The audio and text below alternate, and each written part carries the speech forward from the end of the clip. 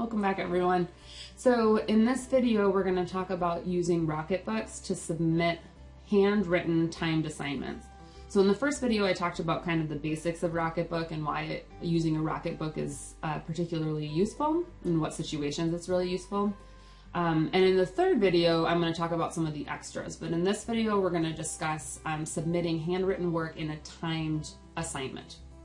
So this allows me to easily collect handwritten work for exams and things that I want to put a time limit on.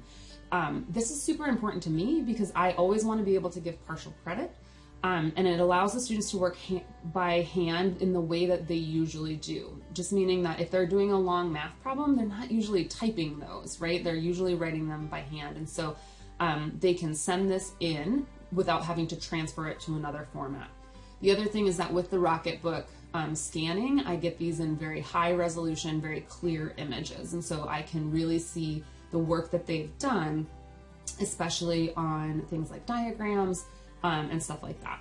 So how do we do this? There's honestly a couple of different ways you could set this up, but the way that I do it is I create Google folders for each student in my Drive, and then I share access with the students. Once the student has gained access to the folder, I have them create subfolders within the folder for each type of assignment we're going to use Rocketbooks for. So my students are going to create a notebook or class note folder. They're going to create an exam folder, and they're going to create a folder called challenge problem.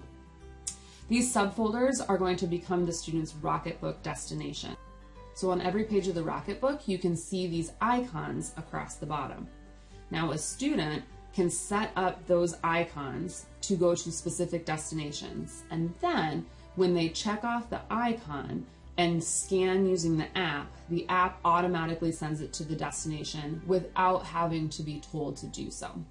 That makes it really fast, right? So all they have to do is X out that icon and it sends to the Google folder that they and I have set up. Another really great feature is that students can bundle scan multiple pages. So if I have an exam that has, let's say, 5 questions, 3 or 5 questions, and they work in the allotted time for those questions, they can then bundle scan just by taking multiple scans of the pages before they click the next button, which then creates the file, and it just automatically connects all of those pages together into one PDF. This saves time with not requiring the students to upload multiple pages. The other thing that's really key is that when the Rocketbook scan goes up to the Google folder, it's time stamped. And so when I set a time allotment for the assignment or for the exam, all I have to do is click on details within the Google file, and it will tell me when it was created. And so then I can look to see that that was indeed submitted within the allotted time that I gave them. So how do I use this on exams? I set up an exam to go live in my learning management system. My institution uses Blackboard. And so let's say it goes live at 1 p.m. with 5 questions. If I expect those 5 questions to take 45 minutes, I generally add on 10 to 15 minutes, depending on how many times we've done this before, for technological things, right? So if it's going to take 45 minutes for the exam, I'll add an extra 10 minutes on, and I'll give them 55 minutes for the exam total, including uploading of that page. When I go to grade their PDF, I can check the timestamp and make sure that it was in the allotted time, and that way I get to see their handwritten work and it's still within a timed situation.